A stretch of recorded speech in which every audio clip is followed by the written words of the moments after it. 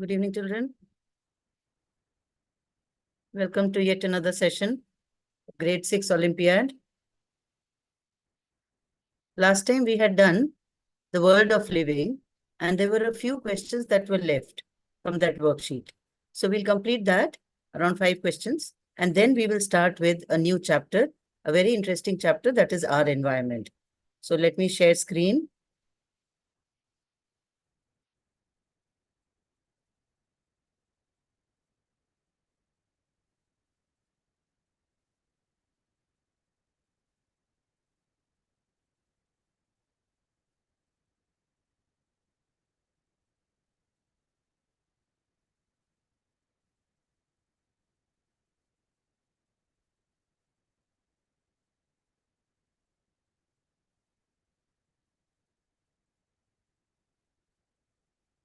We had done till question number 15. This one, we had to start with question number 16, if you remember. And let us see this type of question. Now, this is a new type of question here, which is known as dichotomous key. I'll just zoom it.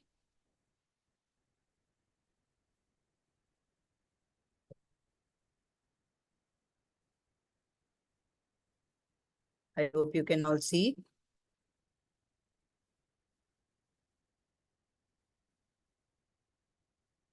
Now, this type of questions are now being asked in the Olympiad exams. Dichotomous, di means two. It bifurcates into two. So refer to the given dichotomous key. It conducts food, water, and mineral to different parts of the plant. Now, after you read this, it is written here, go to 2. Now, this is 2. Okay. So, after you read this, the next hint is given in 2. So, A, you will go to 2. It acts as the primary site of photosynthesis. And after this, it is written, go to 3. Now, these are known as dichotomous key questions. Okay. So, one hint is given, and then it will lead you to another hint. Then the second hint is given, it will lead you to another hint. So here, it is leading to 2 hints. So it conducts food, water, and minerals to different parts of the plant. Then it is written go to 2. 2 is, it is modified to protect the plant. It is, now if you say it conducts food, water, and minerals to different parts of the plant, it conducts. Now remember this word, it conducts. It doesn't absorb. It doesn't make. It doesn't absorb water and minerals from the soil. So it is not the root. So it doesn't make food, so it is not the leaf. It conducts food and water and minerals to different parts. That is, when the root absorbs water and minerals, the stem transports it or conducts it to different parts of the plant. When the leaf makes food for the plant, the stem conducts it or transports it to rest of the parts of the plant. Okay. Now, this is the stem, that means. Now, here in this stem, it is modified to protect the plant. Now, modified to protect the plant means a stem part which is modified to protect the plant will be a thorn. Okay. So, another one is it is modified to store food. For example, potato. Potato is an underground stem and it stores food. So, here both are stem. So, P is a thorn, stem thorn, and Q is, say, potato, a modified stem. Next, it acts as the primary site of photosynthesis. That is, it must be leaf because that is where photosynthesis takes place. Now go to 3. In 3, there are 2 questions given. It is modified to support the plant. Now supports the plant. That means the plant has got a weak stem and this part of the leaf supports the plant. That means it must be a tendril, a leaf tendril. It is modified to trap insects. Modified to trap insects, for example, a pitcher plant, which you have done in earlier classes also in grade 4 and grade 5 also. The pitcher plant, the leaf is modified to, say, trap insects. Okay. But the rest of the plant can make food. It is only that it is growing in nitrogen deficient soil. That is why it eats insects. So it is modified, the leaf is modified to trap insects. The leaf is modified to support the plant. Now here, these 2 are the leaves. So now let us see what are the options. P could be stem of bougainvillea. I hope you have seen what a bougainvillea is. Now bougainvillea has got thorns. Now I'll just show you the stem of bougainvillea. This is how the stem of bougainvillea looks like. And you can see the thorns.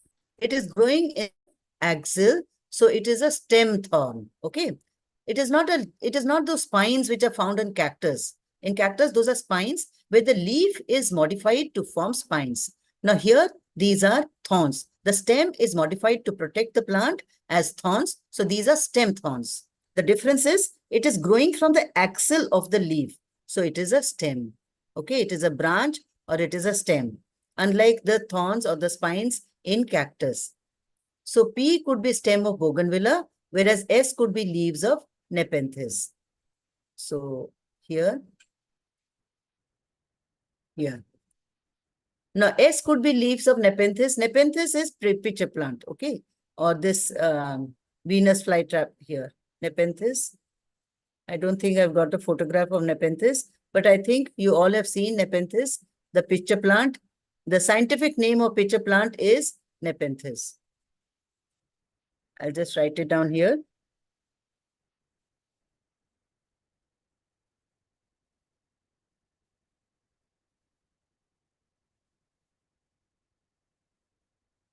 Okay.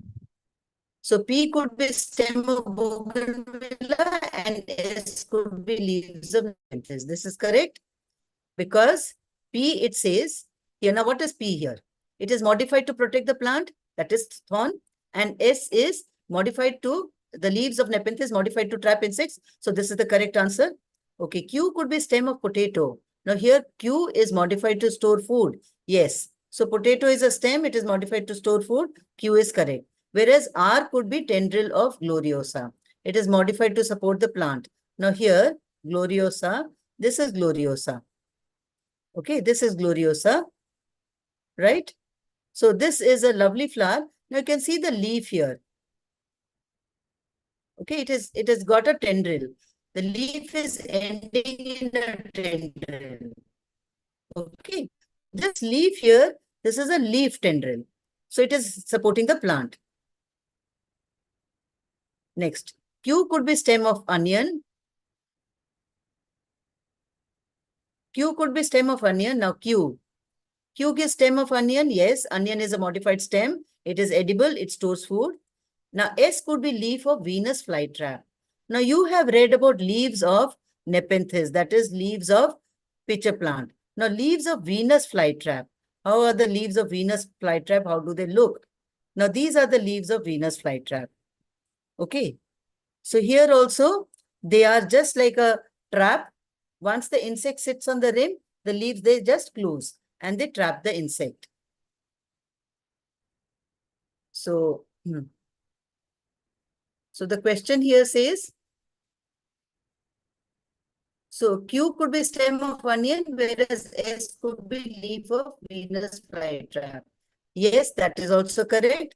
So Q is modified to store food and it is a stem. So onion is a stem and it is modified to store food.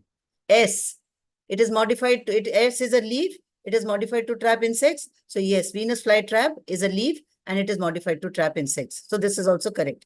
Q could be stem of ginger. Now it is modified to store food, whereas R could be tendril of grapevine. Now grapevine does not have a stem tendril. So this is incorrect.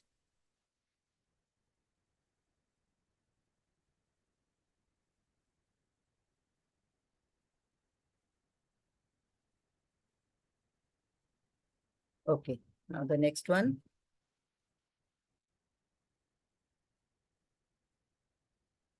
Refer to the given paragraph. The two main types of roots, we have read about the two main types of roots last time, the tap root and the fibrous root. So the two main types of roots are X and Y. X roots are mostly found in plants having leaves with reticulate venation. We have done it last time. Now, what type of plants have reticulate venation? The dicot plants. The plants with two cotyledons. So here, these are the three characteristics. The seeds have got two cotyledons. The leaves have reticulate venation and the root is taproot. So these are all characteristics of dicot plants. Whereas monocot plants, three characteristics. The seeds have got one cotyledon, the leaves have got parallel venation, and the root is fibrous root. Okay, now see which type of root will they be? X, found in plants having reticulate venation. So X will be what type of root? Reticulate venation, two cotyledons in the seed, and it will be dicot plant.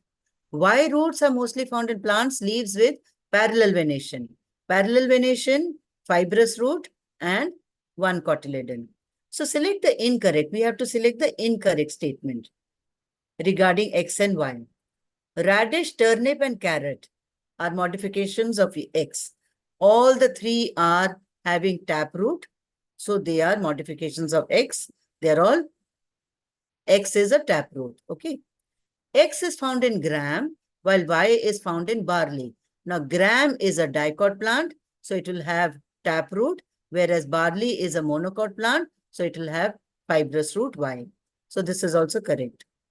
X spreads horizontally, hence cannot provide strong anchorage, whereas Y penetrates very deep into the soil and hence provides strong anchorage. That is untrue. That is not correct. That is not correct because it is X that is penetrates very deeply into the soil and provides very strong anchorage. Very tall trees are therefore having taproot. So this is incorrect. Let us see this. In Y, primary root is short-lived, whereas X, it has got persistent primary root. That is correct. In fibrous root, the roots start just below the stem. Okay. They don't have a primary root. They don't have a main root. Whereas in Y, there is a main root. There is a thick main root with many lateral roots coming out. So this is the incorrect statement. The answer.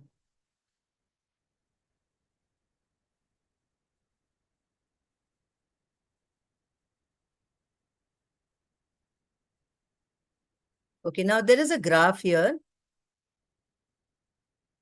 Now just check the graph. The graph here shows temperature and these are the biomes. Biomes means areas like which has got an ecosystem which has got all the living organisms, the plants, animals, and everything living. So here, this is the temperature and these are the biomes. The plants inhabiting S, this is S. Now see the temperature, very high, it is 50 degrees high. May have photosynthetic stems and leaves reduced to spines. Now since S is present in staying in very high temperature, so what will it do? It will see that due to high temperature, the water doesn't evaporate. Okay. So it will have the leaves reduced to spines. So this is correct. So we have to choose. Okay.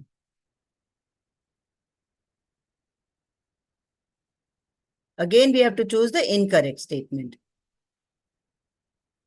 So this is the correct statement. I hope you've understood why. Animals inhabiting R. R is this, possess a thick layer of subcutaneous fat. Now here R, see the temperature here, -25. That means it must be very cold. So in cold regions like the polar bear, who lives in very, very cold areas, they have got a layer of fat below the skin. Anything which is below the skin is known as subcutaneous. Okay, anything which is below the skin. For example, those vaccinations which you take are known as subcutaneous vaccinations, which you take just below the skin. So it has got layer of fat. Why? So that its body remains warm. And fat gives warmth to the body, which you have read also earlier in grade 5. Fat gives warmth to the body. So this is also correct.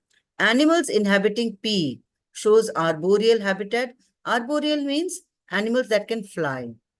Arboreal adaptations and often use camouflage and starting coloring for protection against enemies. So camouflage is that type of protective adaptations where the animal changes its color and tries to hide so that it remains unnoticed by the predators. We had discussed a few examples last time also, and I think I showed you a picture of a leaf insect which is present on the leaf and it is blending itself so beautifully with the leaf that the enemy is not able to notice, will never be able to notice. Okay. Plants inhabiting Q here, this is the normal temperature, have large flat leaves, and animals inhabiting Q excrete concentrated urine and are nocturnal. Nocturnal animals are those animals which are active during the night. For example, the owl, etc. They are nocturnal animals. So here plants inhabiting Q, this is the area which is Q, okay, have large flat leaves, and animals inhabiting Q are excrete concentrated urine and are nocturnal. No, this is correct. This one is incorrect. Because it makes no sense. Animals inhabiting Q, why should it have arboreal habitats?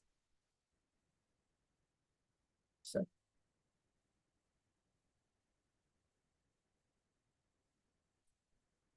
the next one. Refer to the given figures of machines P, Q, R, and S, which represents different joints of our body. Now, just to make it easy, I have written down the joint.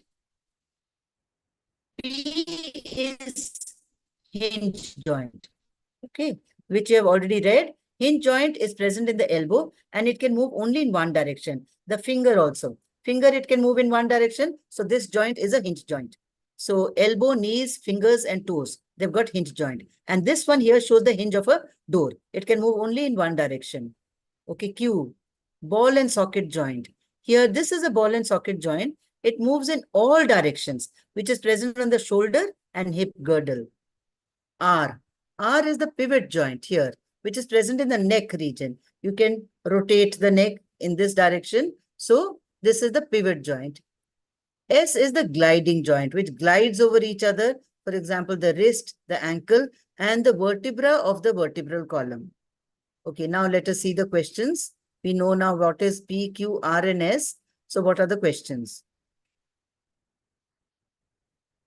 P type of joint is found between the upper arm bone, that is the humerus, and the shoulder. Humerus is present in the upper arm. This bone is the humerus and the shoulder. The P type of bone is found in the upper arm and the shoulder. No, P is found in the knees and elbows. So this is wrong. So they have asked to select the correct statement. So this is the wrong statement. So this is not correct.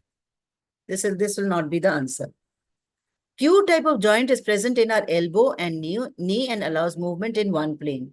Q, no, Q is the ball and socket joint and it allows movement in all directions and it is present in the shoulder and hip. So this is incorrect. S type of joint allows side to side as well as backward and forward movement. For example, wrist joint. Yes, this is correct because the gliding joint is present in the wrist.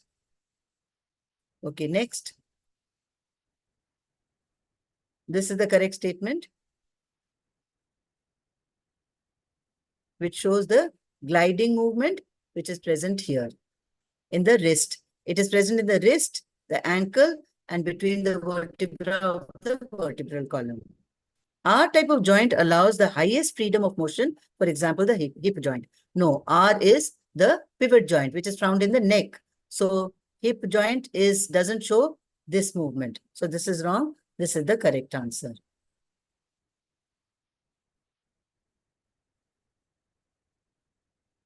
Okay, again, Venn diagram. Definitely Venn diagram questions, graph questions, dichotomous key questions are very, very often asked in the Olympiad exams. And when you answer a question, please be careful whether the question is asking for the correct option or incorrect option. Now here, refer to the Venn diagram. Now just see, in this, there is a small R which is given here. Okay, P, Q. Now this is one circle, this is one circle, this is one circle. Now there's an R which is outside all the circles. What does it show?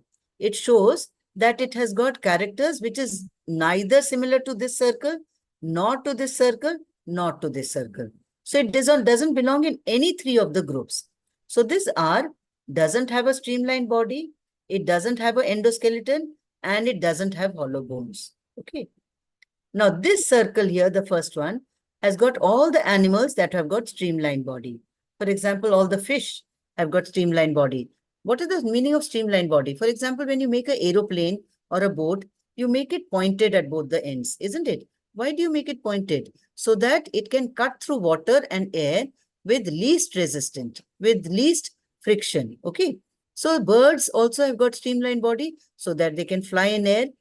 The fish have got streamlined body so that they can cut through water and swim in water. Okay. Endoskeleton. Endoskeleton. Endo means inside. Skeleton. Endoskeleton is present in organisms. For example, mammals, reptiles, birds, fish, and amphibians. They've got all endoskeleton, the bone which is present inside the body. Hollow bone. Hollow bones are found in birds because birds have to fly. If their bones were heavy, they will not be able to fly comfortably. So all the birds have got hollow bones. So now let us see what the options are. R is a shelled animal that possesses a muscular structure called foot, which produces a series of wave-like movements, pushing it forward. Now here, this R. This R is, for example, the oyster.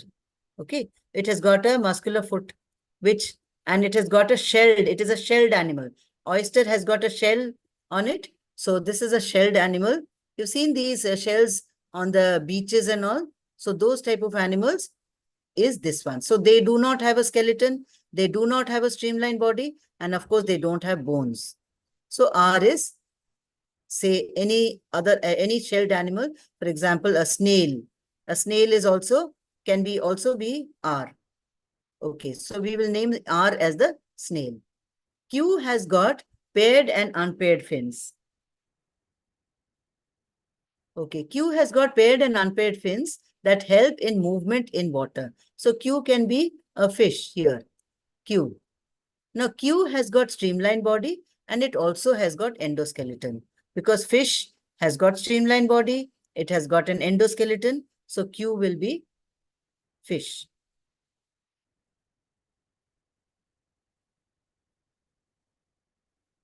P has special air sacs connected to the lungs which aid in respiration process. Now these birds, they have got lungs which has got connected to air sacs, many air sacs connected to the lungs. So P is a bird here. P is bird. All the birds. So let us see if it is correct. Here. P has got special air sacs. Here, this one. Now P is here, which shows that it has got common to all the three circles. Q is here, which shows that it is common to only this circle and this circle. So Q is a fish. It has got streamlined body. It is endoskeleton. Okay, it doesn't have hollow bones. So it is present only between these two circles. But P has got common to all the three. It has got streamlined body. It has got endoskeleton. It has got hollow bone. So P is present here in the Venn diagram. So P is birds. Q has 3 pairs of jointed legs which help it to walk, run and climb. Now here, Q. Jointed legs. Fish doesn't have jointed legs. They don't have streamlined body. Now, 3 pairs of jointed legs are found only in insects. All the insects have got jointed legs. For example, cockroach and these grasshoppers, they've got jointed legs. So here, Q has got jointed legs that help it to walk, run and climb. Now, these are insects, but insects don't have streamlined body. Insects don't have endoskeleton. So this cannot be possible. Okay, so this will be the answer. This is out. So again, we had to choose the incorrect option here, and this is incorrect. So Q cannot be an insect. Okay. So with this, we finish the chapter on the world of living, and we will start with another chapter. And if there are any questions here, I'll just check. The next chapter which we are going to start is our environment. And I will just share a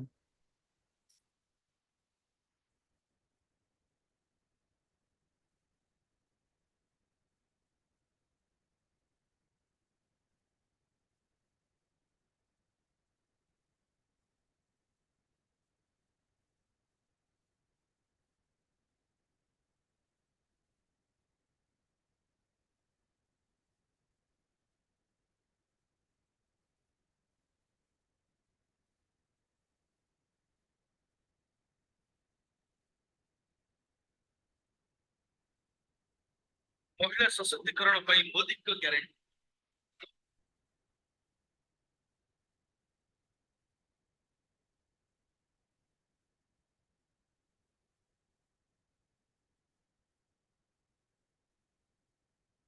Yes.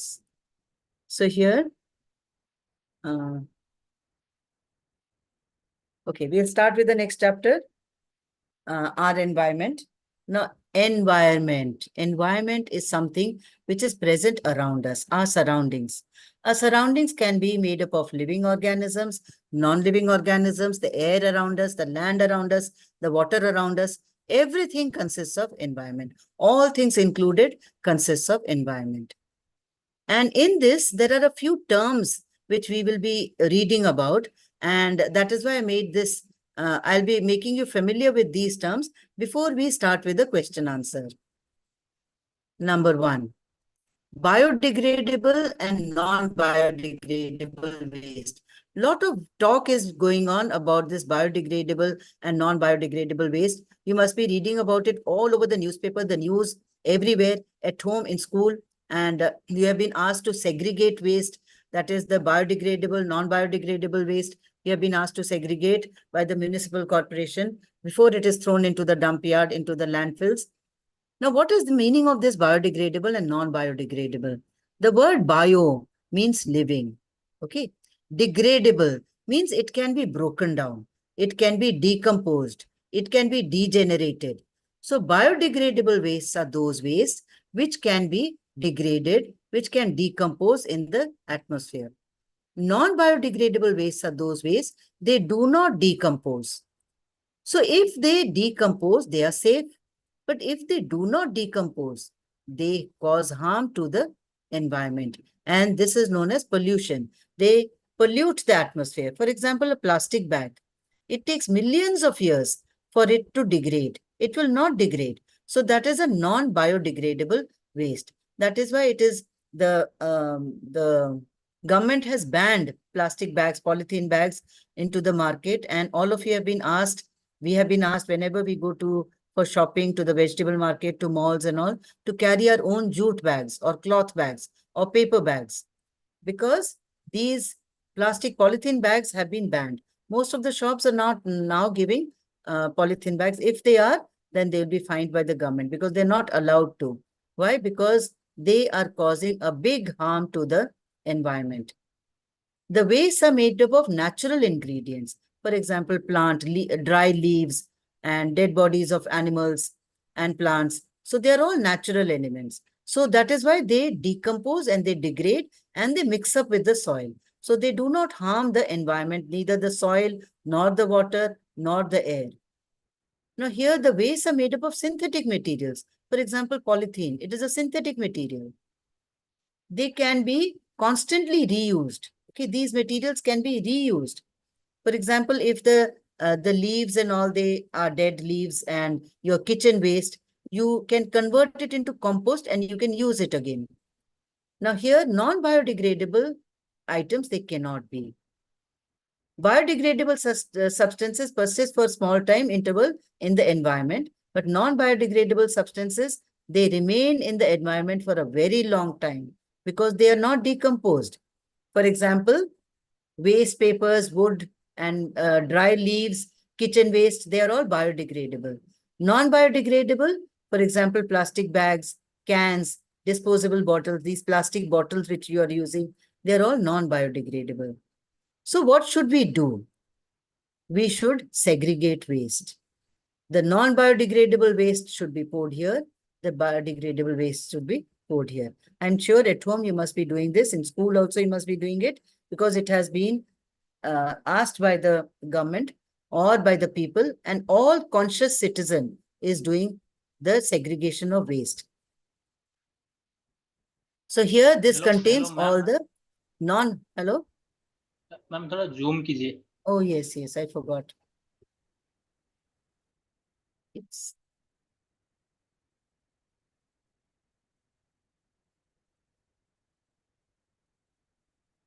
all right, sir? Yes, ma'am.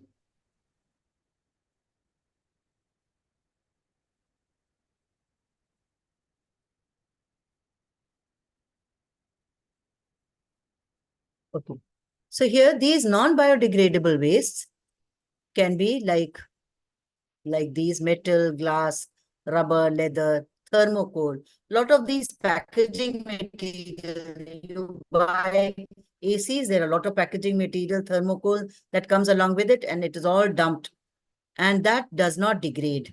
So here, biodegradable waste will be cooked food. For example, all the food that you waste, all the vegetable peels, all the kitchen waste, banana peels and all that, potato peels, and when if you eat non-veg, the eggshells, the bones of the meat which you eat. So all this will be in the biodegradable waste. Now, what do you do with the biodegradable waste here? We make it into compost. What is compost? It is the best way to dispose biodegradable waste. Now, what is done is all these kitchen wastes are put, little bit of water is sprinkled on it, and then mud is added. Then next day, again, some kitchen waste is put, water is sprinkled, mud is added. And it is left for a few days, or few weeks, or a few months. And after this, this is what is converted to. This is compost. So you can see what this is being converted to this. And this compost is very, very fertile. And once this compost is done, then it can be put into our flower pots. It can be put into the land. It can be given off to the farmers. The farmers can use it. So to make the land very fertile, so we can use this compost. And this compost has been made at home, okay, by nothing but these are household wastes which we are getting. So all the biodegradable waste can be converted into something useful. But what are non-biodegradable waste converted to? Non-biodegradable wastes are converted, should be reused, recycled, okay, so or reduce. So there are the 3 R's. I don't have a slide on that, but I will tell you. The 3 R's, what are they? Reduce, reuse, and recycle. Reduce means reduce the use of these type of items which fill up the landfills and they do not get decomposed. Okay. These packaging material, for example, thermocols and all, don't use them. And then reuse these bottles or plastic which you are using, reuse them again and again. That one use plastics and all have been banned. Okay, so that should not be used because it is adding to the pollution of the environment. Then recycle all these items which you are using. For example, paper which you're using one side, the other side you can use. And nowadays, all these emails, they have been asked that don't take a printout of it, okay, because you'll be again wasting paper, okay, and to make just a sheet of paper, so many trees have been cut down. And once the trees are cut down, it is adding to the pollution of the atmosphere. Okay, next. Now, these are the layers of the atmosphere. I just added the slide because there are some questions on these. So, troposphere is the innermost layer and exosphere is the outermost layer. Okay, outermost layer, these are the layers of the atmosphere. And this is the layer which supports all these, all of us living things, right? So, these are the layers of the atmosphere. And it is the stratosphere where all these aeroplanes and all fly. And, okay, next. Greenhouse gases. Greenhouse gas effect, all this now, I'm sure your schools and colleges and all closed down because it was very, very hot this April. So they started all these online classes and all that. But why every year, say around 20 years back, we never heard of schools and colleges being closed down for the intense heat. But now because of the intense heat and every year it is increasing. What is this? And people are talking about global warming. Every day in the news, in these social media, things are being said about global warming. What is this global warming? And what is this greenhouse gas? And what is this greenhouse effect? These are the 3 things which are being talked about now and which is very, very important. Now, what is this greenhouse gas? Now, just see this. Now, the sun's rays, it falls on the earth, okay? Some of it is reflected back. Some of this is absorbed It is trapped by carbon dioxide in the atmosphere and some of it is absorbed back. But some of these are reflected back. Here, you can see that some of these are being reflected back. That should not be the case. Once the sun rays falls on the earth, some of the greenhouse gases, they absorb the heat. Otherwise, if they are not absorbed, then the earth will become a very, very cold place to live in. Okay, so some of the gases, they absorb the warmth of the sun. And some of it is reflected back. Okay. But if these gases go on increasing, they will go on absorbing more and more heat. And this heat is getting trapped in the sun. See, you can see this ray here, number 3.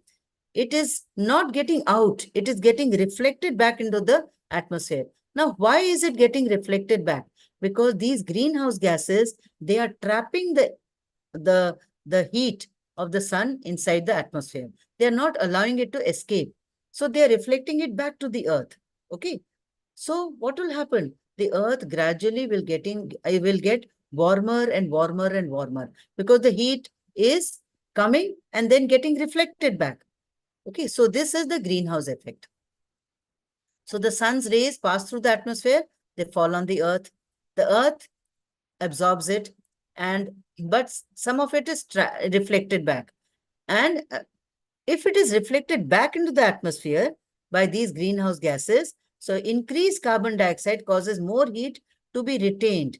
It gets trapped in the atmosphere. And then if it gets trapped in the atmosphere, then the temperature will increase. So who is trapping this heat? Who is trapping the heat? This carbon dioxide. So that is why carbon dioxide is known as a greenhouse gas. Okay. So if carbon dioxide is trapping the heat, it is known as a greenhouse gas. So more amount of carbon dioxide will lead to more amount of warmth. So that is why once we cut down trees, what will happen? The carbon dioxide level will decrease because the trees, they take in carbon dioxide, they give out oxygen. So if trees are cut down, the level of carbon dioxide will increase. So what will happen? If the level of carbon dioxide will increase, more and more heat will be reflected back to the earth and the earth will get warmer and warmer. So what should we do to prevent it? We should plant more trees so that more and more carbon dioxide is taken up by the trees and the earth will be a cooler place. Okay. So there are more greenhouse gases. For example, carbon dioxide is one of them. Methane is one of them. CFCs, chlorofluorocarbons, they are also greenhouse gases. Okay, now let us do these questions.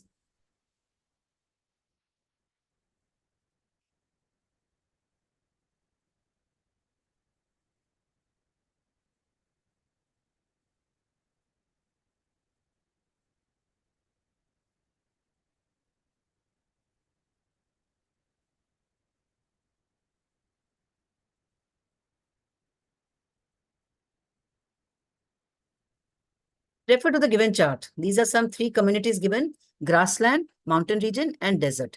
Which of these organisms have been grouped incorrectly? Now, in the first one, grassland, the snakes, deer, rabbits, they are all in the grassland. But pines, they live in the mountains. You'll see the pine tree, like the Christmas tree, they are found in the mountainous region, in hilly regions, in cold regions. So this does not belong to this grassland group. Mountain region, you'll find an yak in the mountains. You'll find the snow leopards in the mountain. Conifer trees you'll find in the mountain region. Pine trees, conifer trees you'll find in the mountain region. Acacia, no. Acacia is found in the desert region. It is a large tree with lot of thorns and it is found in the desert regions. So this acacia does not belong to this group. Desert. Cactus, lizard, kangaroo rats, they all belong to the desert region. Kangaroo rat is a type of small rat which can live in the desert without drinking water. It doesn't drink water. It gets its water need from all the leaves that it eats. Lizards found in the desert. Cactus found in the desert. But koala bear is not found in the desert. It is found in grasslands. So here which does not belong to it is pine, acacia, and koala. So which one will be the answer? This one.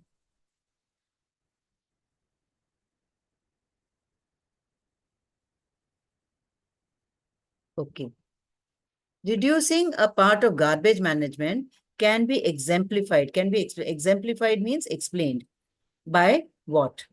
So we can reduce garbage. We can reduce our waste by doing what? Carrying your own jute bag while shopping.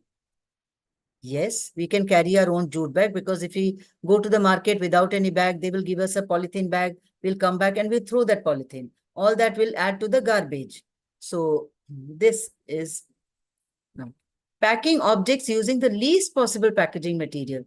I told you that these thermocoals and all these things, packaging material, they are very harmful because they are non-biodegradable. So we must use least possible.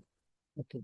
Using both sides of paper for writing. Definitely don't waste paper, because for a few sheets of paper, there are around 100 trees that are cut down. And you know, just now I told you, if trees are cut down, what will happen? The level of carbon dioxide will increase. And if the level of carbon dioxide increases, it will lead to warming of the atmosphere, global warming. So all of the above? Yes, all of the above. So all of them are correct.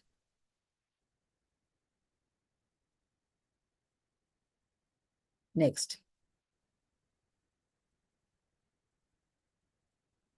Study the items listed in the given table, group 1 and group 2. And we have to place one of these in this group.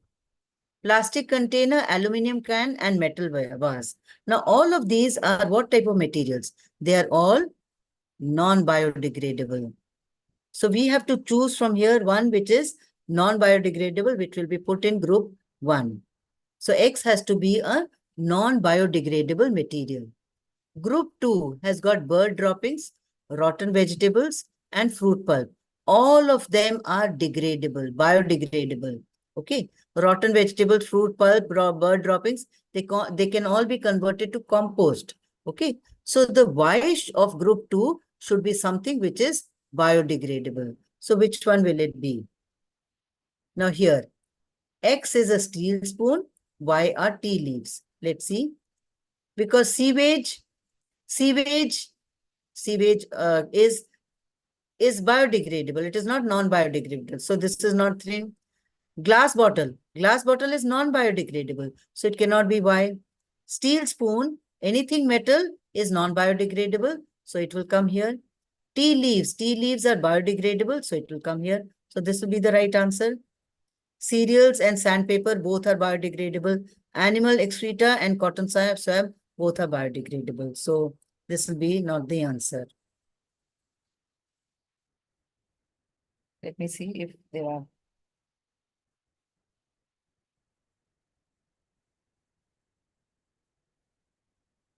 Okay.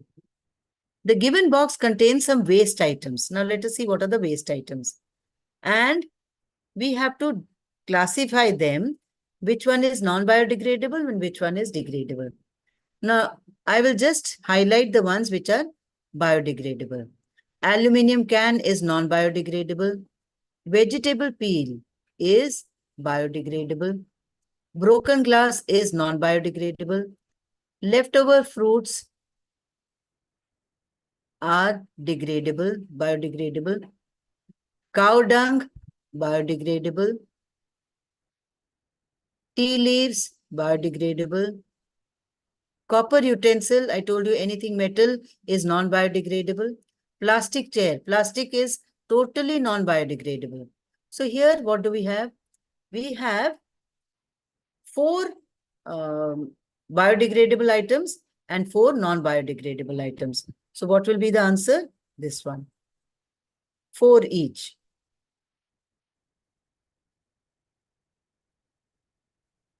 Which of the following actions help in reducing pollution?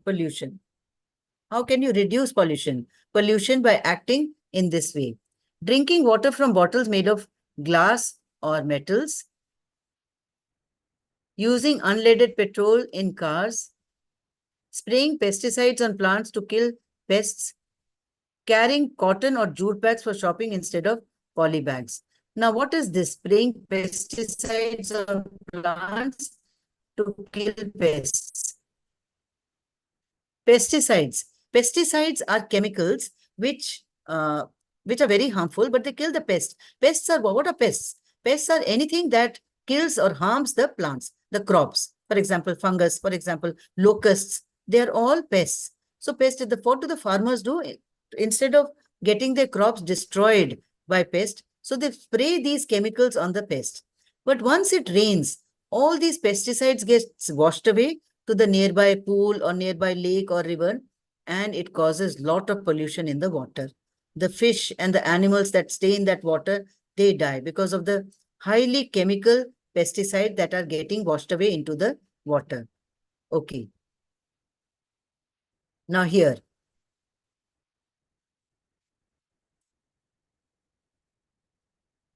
drinking water from bottles made up of glass and metals. Now, drinking water from bottles from glass is non-biodegradable.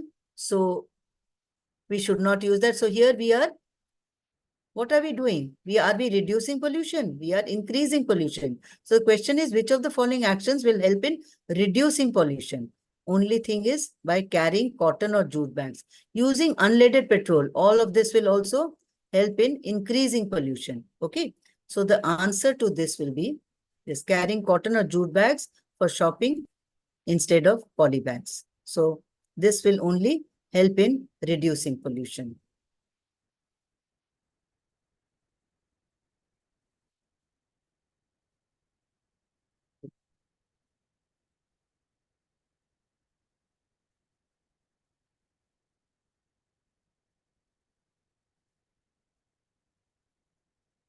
Okay, now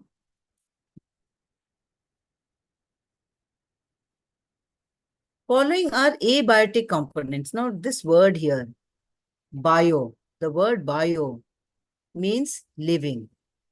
Abiotic means which are non-living. And I told you the environment has got all. It has got air, water, the soil, the atmosphere, the living things, non-living things present here. So the biotic component of it is the living thing. And the abiotic components are the non-living thing. Okay. The following are the abiotic components. Now here non-living components of the ecosystem are known as abiotic components.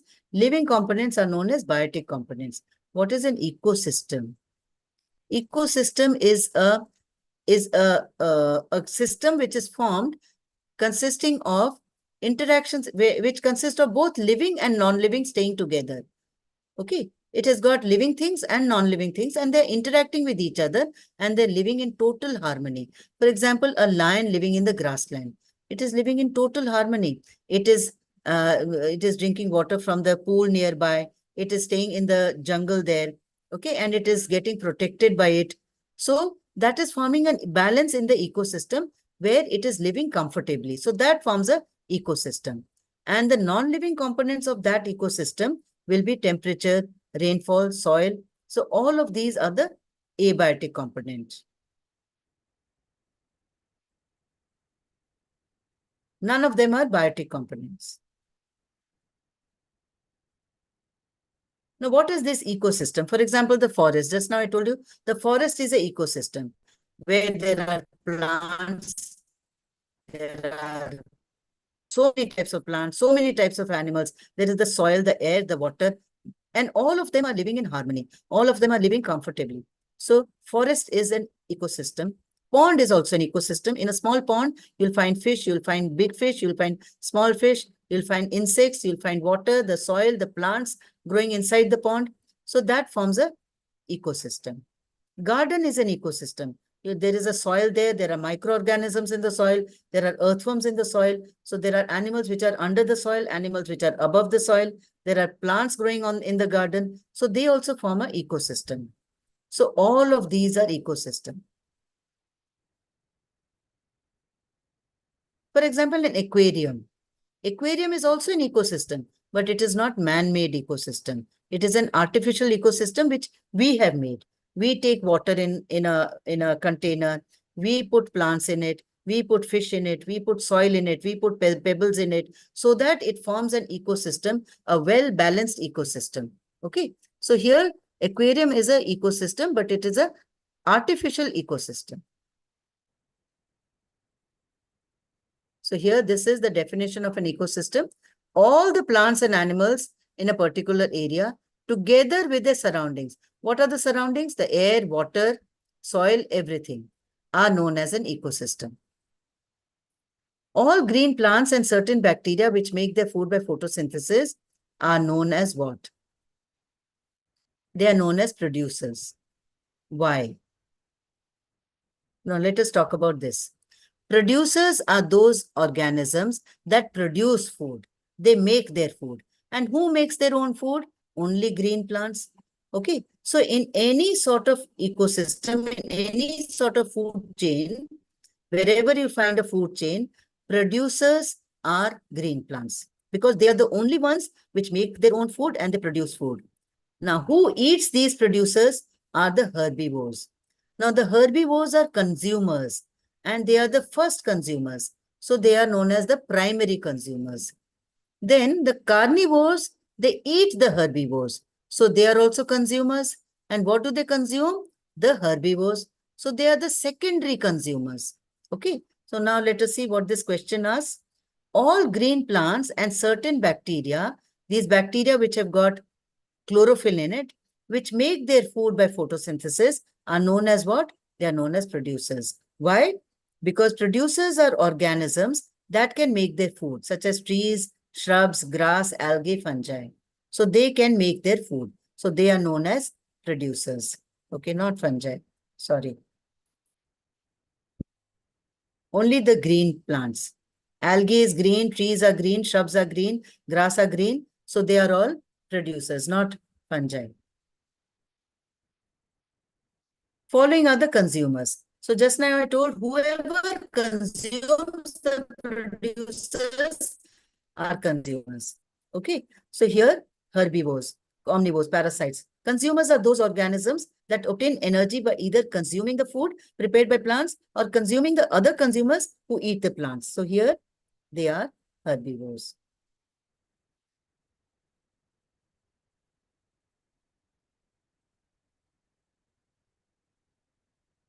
Microorganisms.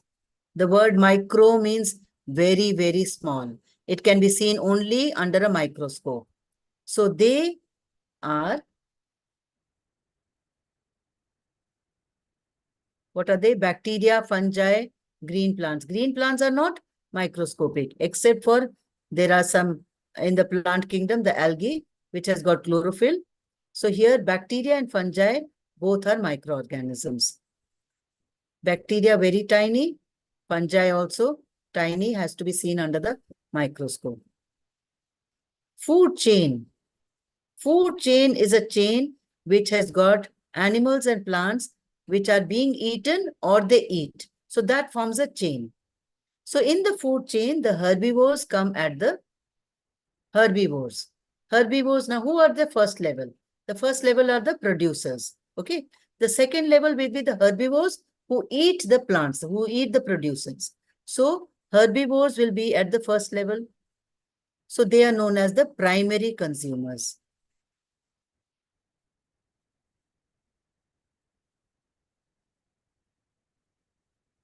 Now, who will be coming at the second level? For example, the cow eats the grass. Okay. So grass are the producers and cow will be the herbivores, which will be the primary consumers, which comes at the first level of the food chain. Now, the lion will eat the cow. So they will come as the second level or they will be the secondary consumers. So herbivores are the primary consumers, which means they occupy the second trophic level. Sorry. Not trophic, but trophic level. What is a trophic level? Trophic level is any level which shows the food. So plants are the first trophic level. Herbivores are the second trophic level. The carnivores are the third trophic level, like that.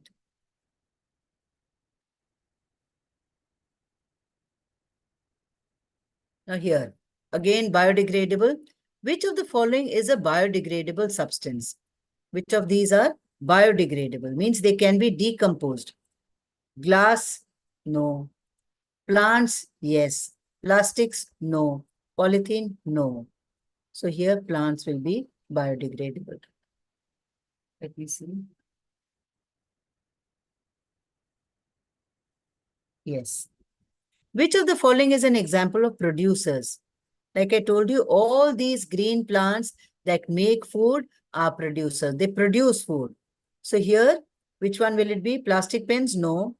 Plastic cans? No, they don't produce food. Polythene? No, it will be green plants. So they are the producers. Dash is a non-biodegradable pollutant. What is a pollutant? Anything that pollutes the atmosphere is a pollutant, right? So dash is a non-biodegradable. So it is having two things. It should be non-biodegradable and it should be a pollutant. So paper, it is biodegradable, cotton cloth biodegradable, cotton biodegradable, but DDT is non-biodegradable and it is a pollutant. It pollutes the soil because it is sprayed on the plants. We have spoken about pesticides. So here DDT is a pesticide. It is sprayed on the plants and it is harming not the plant, but it is eating away the pests. And once it rains, it gets washed away into the water bodies and it will kill the aquatic life there. So this answer is DDT. I think we have got time to do one more question. Which of the following is a terrestrial ecosystem? Terrestrial. The word terrestrial means land. We had done with land, terrestrial habitat and aquatic habitat. Last year you must have done. So terrestrial ecosystem are all the ecosystem on the earth which are present on land. The forest ecosystem, the desert ecosystem, all of them are on land. So here the terrestrial ecosystem will be lake? No, it is aquatic ecosystem. Pond, aquatic ecosystem. Aquarium is an artificial ecosystem and aquatic. So here it is a natural forest. So this is the answer. Okay. So we have finished with, let me see if there are any questions.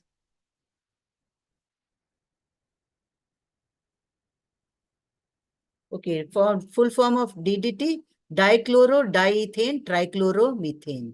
So that is the full form of DDT. Somebody has asked it. So full form of DDT. Okay. Dichloro, diethane, trichloroethane. Okay. So that is the full form of DDT, which is a pesticide. It is a chemical pesticide. Okay, I will stop sharing. Any more questions?